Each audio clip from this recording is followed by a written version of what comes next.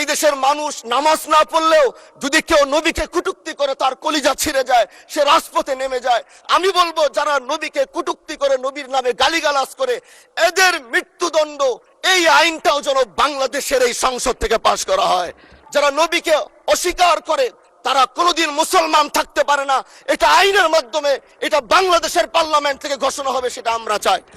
আজ দাঁড়িয়েছি, হয়তো আমার কথা অনেক লম্বা, আমি জানি না আপনি আমাকে সময় দিবেন কিনা, কিন্তু আমি বলতে চাই মাননীয় স্পিকার, আমরা যেই জায়গা থেকে দাঁড়িয়েছি, বাংলার 30 থেকে 40 লক্ষ উলামায়ে কেরাম আমাদের দিকে তাকিয়ে রয়েছে, কারণ তাদের কণ্ঠ, তাদের সে আওয়াজগুলো আমরা যেন জাতীয় সংসদ থেকে দিতে পারি।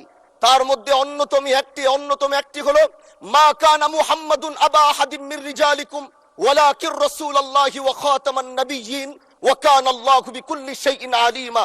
আপনি জানেন নবীর পরে আল্লাহ নবী হচ্ছে আমার ইমানের অংশ, আমার ইমানের পার্ট। তিনাকে ভালোবাসা, তিনার উপর ইমান, এটা আমার ইমানের অংশ। তিনি আমার শেষ নবী, যেটা কোরআন ঘোষণা দিয়েছে। নবীও বলেছে আনা খাতামুন নাবিয়্যিন আলা নাবিয়্যা বাদি, আমি শেষ নবী, আমার পরে কোনো নবী আসবে না।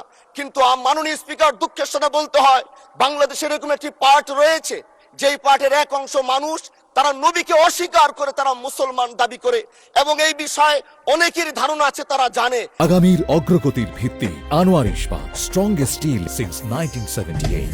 এই আন্দোলন করতে গিয়ে অনেক মুসলমানকে রাস্তায় শহীদ হতে হয়েছে, আন্দোলন করতে হয়েছে। স্বাধীনতার পর থেকে আজও সে আন্দোলন চলছে, কিন্তু আজও পর্যন্ত সেটা পাইনি। আমি মাননীয় প্রধানমন্ত্রীকে বলবো, আপনি বাংলাদেশে একটি ইতিহাস রচনা করে যাবেন।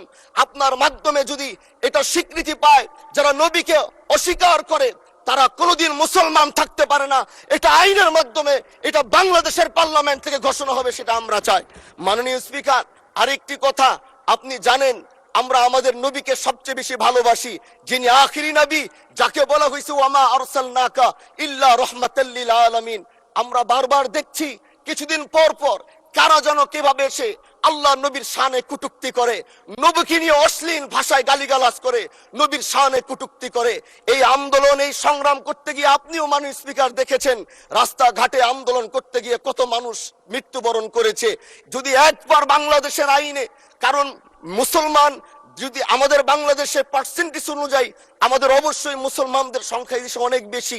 আমরা তো অন্য কিছু চাচ্ছি না। এই দেশের মানুষ নামাজ না পড়লেও যদি কেউ নবীকে কটূক্তি করে তার কলিজা ছিঁড়ে যায়, সে রাজপথে নেমে যায়। আমি বলবো যারা নবীকে কটূক্তি করে, নবীর নামে গালিগালাজ করে, এদের মৃত্যুদণ্ড এই আইনটাও যেন বাংলাদেশের এই সংসদ থেকে পাশ করা হয়। মাননীয় স্পিকার, এই কথাগুলো বলতে গিয়ে অনেক কথা হারিয়ে যাচ্ছে। এলাকায় বলেছিলাম যে আমরা ন্যায়ের পক্ষে কথা বলবো, ইনসাফের পক্ষে কথা বলবো। তখন অনেকে হাত ধরে বলেছিল, হানজালা ভাই, জাতীয় সংসদে যখন যাবেন একটু বইলেন হাদি হত্যার বিচারটা যেন হয়। জি, 2 মিনিট বাড়ানো হলো, আরো বলেন। আজকে যে সন্তানটা ন্যায়ের পক্ষে কথা বলেছিল, ইনসাফের আওয়াজ দিয়েছিল, আমাদের মতোই যুবক, মাননীয় স্পিকার, তিনি এই যে স্বপ্ন বুনেছিল এক সুন্দর বাংলাদেশ করবার, রাস্তার ভিতরে সেই স্বপ্ন থামিয়ে দেওয়া হয়েছে। এই বিচার যদি না হয় তাহলে আমাদের মতো হানজালাদের নিরাপত্তাও রাস্তায় কেউ দিতে পারবে না, মাননীয় স্পিকার। এজন্য আপনার মাধ্যমে আমি বলতে চাই, হাদি হত্যার বিচার যেন সুনিশ্চিত করা হয় মাননীয় স্বরাষ্ট্রমন্ত্রীর মাধ্যমে।